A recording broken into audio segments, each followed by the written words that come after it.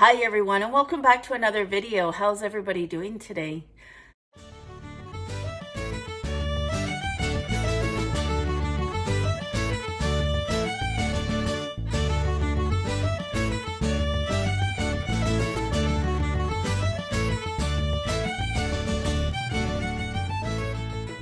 Yeah, thanks for stopping by, spending some time with me today. I love when you guys visit and chat with me in the comments.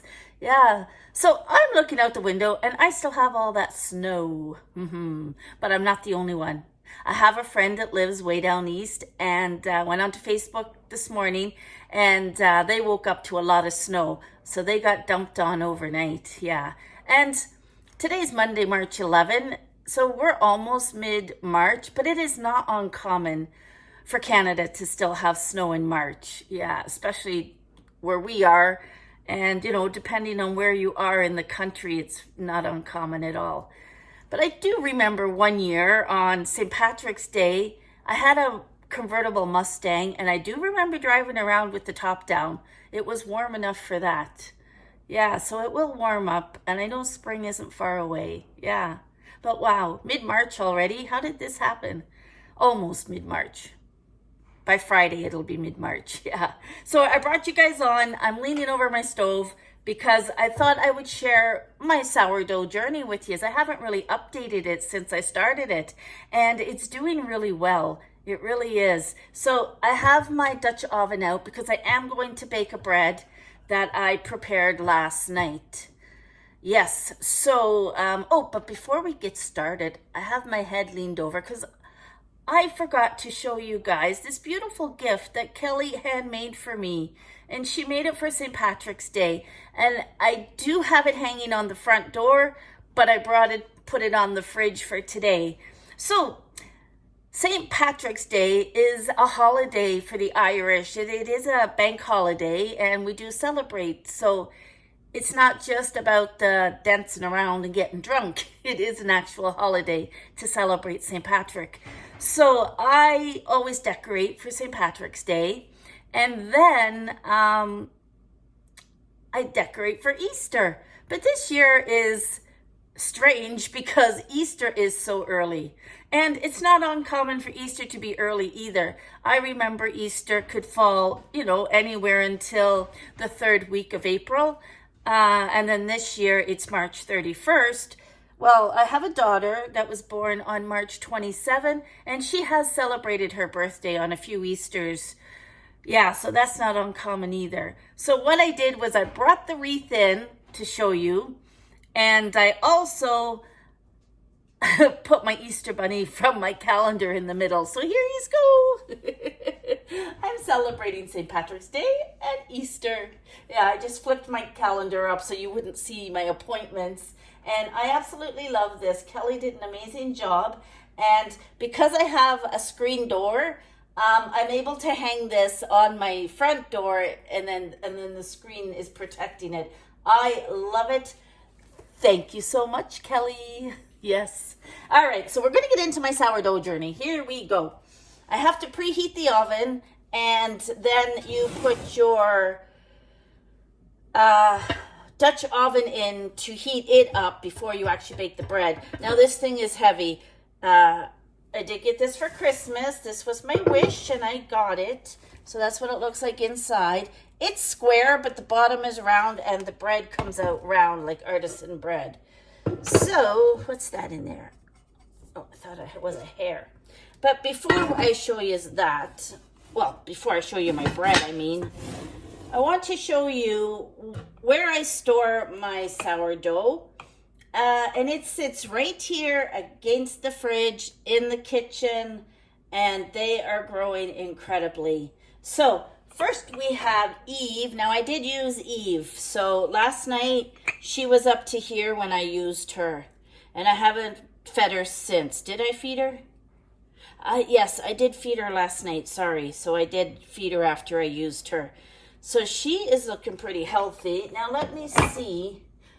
Oh, yeah. So, on my tray, this tray is the little galvanized tray from Dollarama. These jars are from Dollarama. All I did was took the plastic seal off, the rubber seal off them, And so it's not an airtight, because you want this to breathe. And I put my little measuring mug in it. I have my, let me lift this one out. I have my tea towels here that I use when I'm prepping my bread and covering it. So those are here. So Sean knows that these are for my sourdough. And then I have this that holds everything else. So that's my little cutting tool that I got from Temu. But when I was putting the blade on and I was stupid, I sliced my finger open and it hurts. Sean said I should have used needle nose pliers, and I'm like, I used my fingers. But anyway, so I've got my little blade there. I think what I did was pushed it too far, so I'm going to pull it out again. I have my beautiful long measuring spoons that I was also gifted to me from Michelle, Chickens by the Lake. Thanks, Michelle. And I bought these at the Dollar Tree, the little short ones, and the spoon was cute, so I bought it too. And that was also from the Dollar Tree. So this is where I store everything. It's all here, good to go. And I don't mind leaving things sitting out because I can't be lifting things all the time. So let's put these guys back. Oh, we're going to take one of these out. All right, so I just want you to see how well these guys are doing. Oh, I hear a puppy at the door. Okay, all right. So it's bubbling in there. Look at that. But the way you know that she's active, just watch when I spoon it. Can you see all that? See all those bubbles? Sorry, guys. That is very healthy, active yeast. There you go. See it? Yeah, she's good. I could almost use her again today. I hope you're seeing this, because this is what it should look like. See it? Yeah. So I'm making a mess of her, but that's okay. So we could actually make some more bread with her. I'm just going to leave that in there for now. So Eve, I started on Christmas Eve, and I did date her December 24th, 2023. Then I made Holly on Christmas Day, and Holly's looking pretty healthy too. I haven't used Holly in over a week, so maybe I'll do one of those later in the week. She's looking good. And if you remember, I started the dark rye. You were started February 27, 2024. I named my dark rye Gibson. I gave this one a guy name. And it is 13 days old today. So I have my feeding time is 6 p.m. every day, because I'm always in the kitchen around 6 p.m. So that was a good time for me to be feeding my sourdoughs. So Gibson still needs to be fed today for day 13, and then tomorrow is day 14, and I'd actually be able to make a rye. So tomorrow I might do that. We'll see how it looks, but again, there's beautiful bubbles. Can you see them all? That's how you want your sourdough to look. So very healthy. Yes, smells good too. So we're going to try the dark rye sourdough artisan bread. Yes, we are. All right, so I'm going to go and preheat this. So we want to preheat this before we put our bread in. I'm just going to show you it. Now, I tried a new technique. So I had this sitting out last night until I went to bed. Now, it did say to, so I've got it covered. It did say to put it on a tea, what do you call it? A floured tea towel. So I did that, and then it says to cover it with wrap. I bought shower curtain caps. So that's what she looks like. She's looking beautiful. So when this is preheated, we're going to put this on parchment paper. We're going to score it, and we're going to bake it. So I'll be back after this is preheated. I also wanted to show you when you are cleaning your utensils, you want to wipe it off as much as you can with paper towel, but it doesn't always come off. So what I've done is I wet a paper towel and I get off perfectly. You do not want to wash this in your sink. This will just start to grow in your pipes and back up your whole pipe system. So you got to try and keep it. Look at that. So I can just go and wash that now with soapy water, and I'm not getting any of this in my drains because it's active, right? So if you start throwing down water and flour down your sink, you're going to start creating sourdough starter in your pipes. So that's just a little tip to let everybody know that. Make sure you got lots of paper towels. So like you can see, I wipe it off onto the paper towel and then I wipe it with the wet one. And if I'm doing all three, yes, I go through a lot of paper towel, but I just did that for demonstration purposes. Isn't that the cutest?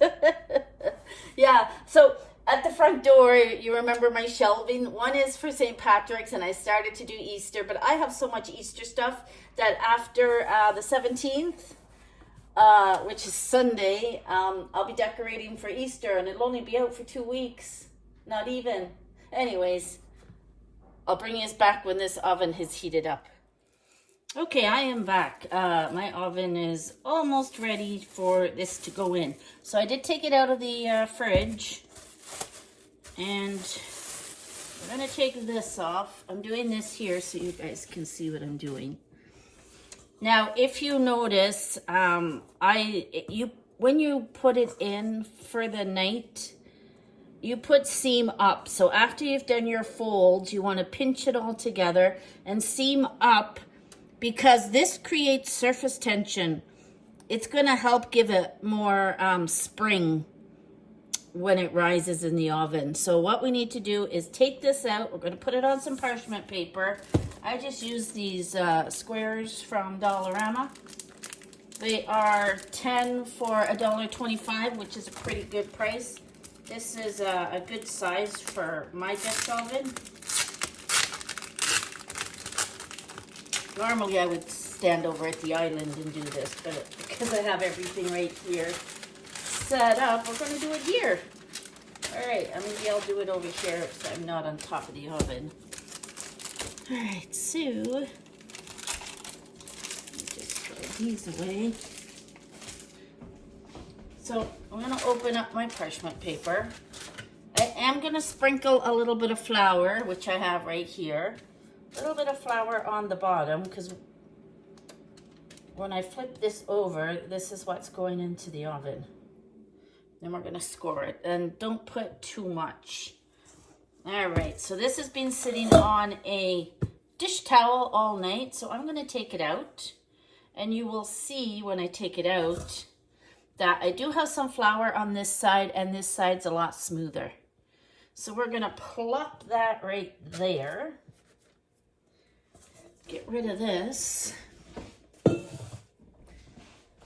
going to get my handy dandy scoring tool that's extremely dangerous because it is a blade. Can you guys see? Let me tilt this down some more. How's that? Oh, there you go. All right, so I will bring it over to the stove. So I have a cover on it, which is good. This is what it looks like. So it's just a razor blade. And we want to do one big expansion cut. So we are going to do it to the side this time. Usually I do it right down the middle, but I'm going to try. Why is this not working? I'm going to try and make a shamrock. It might be hard too. I think, let's see if we can do a shamrock here. All we're gonna do, well, it's a little big, but we'll come around here.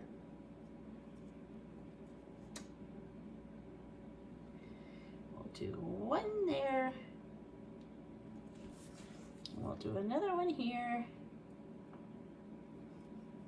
And we'll see how this turns out. Whoops.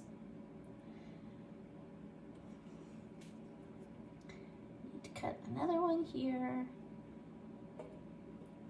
And I will probably bake some more bread before the weekend. All right, and here's my shamrock. And we're just gonna come down here and score it to here. How's that look? What do you guys think? Does that look like shamrock? Looks like a shamrock to me. All right, the timer is almost ready, so I'm just gonna pull it out. And do you see how deep I did go with my expansion cut there? All right, so you can dust some flour on the top too, which I might do. Is just put a little bit on. All right, so she's ready to go in. It's not exactly round, but it will bake round. I'm just gonna turn this timer off so that we don't hear it buzz. Now, it's hard to get an oven mitt on over. I got her on. So, take out your hot Dutch oven. Take the lid off. This lid is as heavy as my Dutch oven. All right, so we're gonna take our bread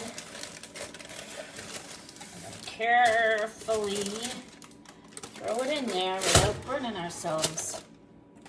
All right, I just pull the corners back. She's in there.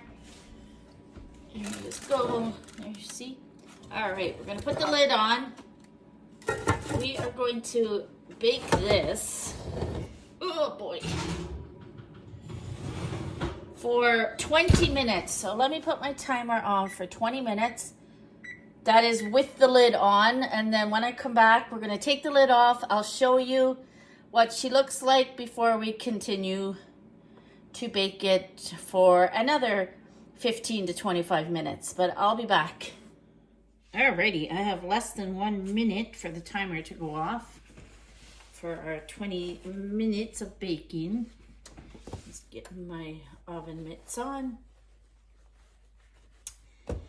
So there are so many recipes out there on the internet and so many YouTubers that, you know, will teach you how to do this. I watched a few videos. I found a recipe that works for me. Some of them go by weight and some of them go by cups. So when I started out, I was going by measurements, by cups. So, you need to go find one that's gonna work for you. And also, now that I know the consistency that I'm looking for, I eyeball it most of the time because then I know it's good to do, right? So what I do is I feed them every night at 6 p.m. If I want to prep one the next day, I feed it again in the morning and then I let it do its thing for 4 hours. And if it's active enough, that's when I start to prepare my bread. It's not an easy process. It takes time. You have to have time and patience. I'm just lifting the whole thing out. So we're going to remove the lid. We're going to put it in for another 20 minutes, but look at this beauty already. So we're going to put it in for another 20 minutes. It's going to bake and it's going to brown. When the top is brown, that's when we want to take it out. So I want to do my timer. Another 20 minutes, start. Yeah, so, you know, I'd feed it in the morning because you want it very, very active. And when I do make my bread, I use quite a lot of it because that was up to there yesterday. She was up to there and that's how much I used. And I did feed her last night. So you just got to play with it, experiment. It's okay if it doesn't work out the first time. I was lucky enough that when I started, I did measurements and I was consistent with my measurements and my time of feeding for the full 2 weeks. And now that now that I know what I'm doing, I kind of leave them sitting here, feed them when I need to feed them. Some days I don't feed them. And some people put them in the fridge when you're not going to use it. I haven't done that yet. Mine are quite happy sitting here. My kitchen isn't extremely warm. I think it's because of the size of the kitchen here that it's not a warm kitchen. It's a comfortable room temperature, but yeah, and I don't keep the heat high. I keep my heat in the house at about 18. I'd rather put a cardigan on or a sweater than be peeling clothes off. Yeah. All right, so we'll be back in another, well, now it's 18 minutes and 25 seconds. I'll be back and I'll show you the finished bread. I actually forgot to turn the temperature down for this part. And so she baked a little faster. I was too busy talking to you guys to remember. Anyways, she's looking beautiful. Look at that. Isn't that beautiful? So we're going to lift her out. Woo! I'm going to bring her over to the cutting board. Normally she comes out easy. Oh boy. Oh boy. Of course, that's the first time that's happened. We're going to lift it out. There we go. Ta-da! I'm just going to bring it over to the cutting board to cool, and that shamrock came out pretty good, didn't it? And then we're going to take a photo.